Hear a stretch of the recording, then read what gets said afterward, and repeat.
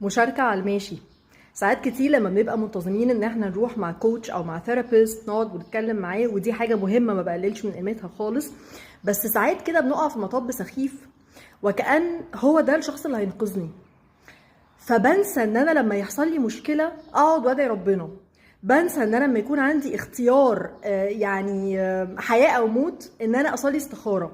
واول حاجة بعملها ان انا اجري ابعت للشخص ده، ها شور عليا، قولي اعمل ايه، ها تعالى نعمل سيشن، انا محتاجة افكر معاك بصوت عالي.